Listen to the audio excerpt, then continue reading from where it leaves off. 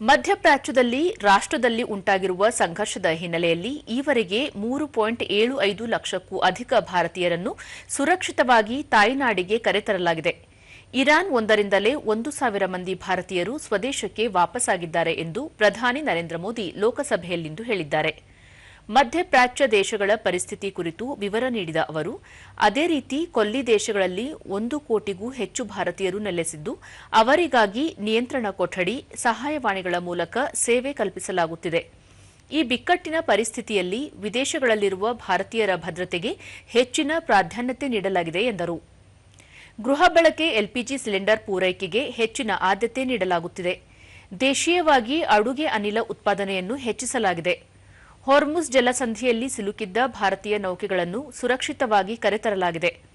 41 ದೇಶಗಳಿಂದ ಕಚ್ಚಾ ತೈಲ, ಅನಿಲ, ರಸಗೊಬ್ಬರಗಳನ್ನು ಆಮದು ಮಾಡಿಕೊಳ್ಳುತ್ತಿದ್ದು, ಸುರಕ್ಷಿತ ನೌಕಾ ಮಾರ್ಗಗಳ ಮೇಲೆ ದೃಷ್ಟಿ ಹರಿಸಲಾಗಿದೆ ಎಂದು ವಿವರಿಸಿದರು. ಭಾರತದಲ್ಲಿ 53 ಲಕ್ಷ ಮೆಟ್ರಿಕ್ ಟನ್ ಇಂಧನ ಮೀಸಲು ಇದೆ. ಪಶ್ಚಿಮ ಏಷ್ಯಾದಲ್ಲಿ ಪರಿಸ್ಥಿತಿ ದಾರುಣವಾಗಿದ್ದು, ಹೊರ್ಮುಜ್ ಜಲಸಂಧಿಯ ಮೂಲಕ ಅನಿಲ, ಕಚ್ಚಾ ತೈಲ ಸಾಗಾಣಿಕೆಗೆ ತೀವ್ರ ಸಮಸ್ಯೆ ಉಂಟಾಗಿದೆ. ಆದರೆ ಇಂಧನ ಸಮಸ್ಯೆಗಳನ್ನು ಪರಿಹರಿಸಲು ತಮ್ಮ ಸರ್ಕಾರ ಸರ್ವ ಪ್ರಯತ್ನ ನಡೆಸುತ್ತಿದೆ ಎಂದು ತಿಳಿಸಿದರು. ಸಾಧ್ಯವಾದ ಪ್ರತಿಯೊಂದು ಕಡೆಯಿಂದಲೂ ಕಚ್ಚಾ ತೈಲ, ಅನಿಲ ಸಂಗ್ರಹಿಸಲು ಸರ್ಕಾರ ಪ್ರಯತ್ನಿಸುತ್ತಿದೆ.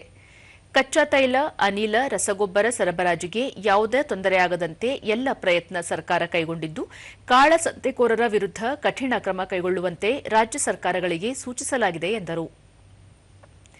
ಶೀಘ್ರ ಸಂಘರ್ಷ ಅಂತ್ಯಗೊಂಡು ಶಾಂತಿ ಸ್ಥಾಪನೆಯಾಗಬೇಕು ಎನ್ನುವುದು ಭಾರತದ ನಿಲುವಾಗಿದೆ. ಶಾಂತಿಯುತ ಪರಿಹಾರಕ್ಕೆ ಎಲ್ಲರೂ ಪ್ರಯತ್ನಿಸಬೇಕು. ರಾಜತಾಂತ್ರಿಕ ಹಾಗೂ ಸಂವಾದದ ಮೂಲಕ ಸಮಸ್ಯೆಗಳಿಗೆ ಪರಿಹಾರ ಕಂಡುಕೊಳ್ಳಬೇಕು ಎಂದು ಹೇಳಿದರು. ಸಂಘರ್ಷದ ಬಗ್ಗೆ ತೀವ್ರ ಕಳವಳ ವ್ಯಕ್ತಪಡಿಸಲಾಗಿದೆ. ಈ ಸಂಬಂಧ ಕೊಲ್ಲಿ ರಾಷ್ಟ್ರಗಳ ನಾಯಕರೊಂದಿಗೆ ತಾವು ಖುದ್ದಾಗಿ ಮಾತನಾಡಿದ್ದು, ಕಚ್ಚಾ ತೈಲ ಹಾಗೂ ಮೂಲ ಸೌಕರ್ಯ ಯೋಜನೆಗಳ ಮೇಲೆ ನಡೆದಿರುವ ದಾಳಿಯನ್ನು ಖಂಡಿಸಲಾಗಿದೆ.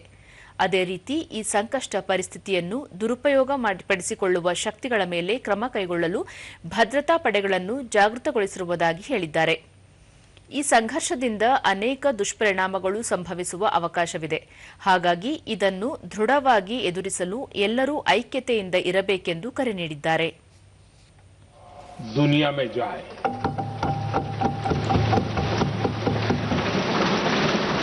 अध्यक्ष जी,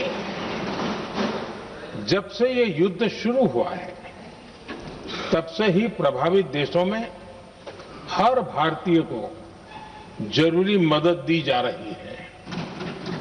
मैंने खुद पश्चिम एशिया के ज्यादातर देशों के राष्ट्राध्यक्षों के साथ 2 राउंड फोन पर बात की है. सभी ने भारतीयों की सुरक्षा का पूरा आश्वासन दिया है. दुर्भाग्य से इस दौरान कुछ लोगों की दुखद मृत्यु हुई है और कुछ घायल हुए हैं. ऐसे मुश्किल हालात में परिवारजनों को आवश्यक मदद दी जा रही है. जो घायल है उनका बेहतर इलाज सुनिश्चित कराया जा रहा है. अध्यक्ष जी, प्रभावित देशों में हमारे जितने भी मिशन हैं वो निरंतर भारतीयों की मदद करने में जुटे हैं. वहां काम करने वाले भारतीय हो या फिर जो टूरिस्ट वहां गए हैं, सभी को हर संभव मदद दी जा रही है. हमारे मिशन नियमित रूप से एडवाइजरी जारी कर रहे हैं. यहां भारत में और अन्य प्रभावित देशों में 24/7 कंट्रोल रूम और आपातकालीन हेल्पलाइन स्थापित की गई है. इनके माध्यम से सभी प्रभावितों को त्वरित जानकारी दी जा रही है.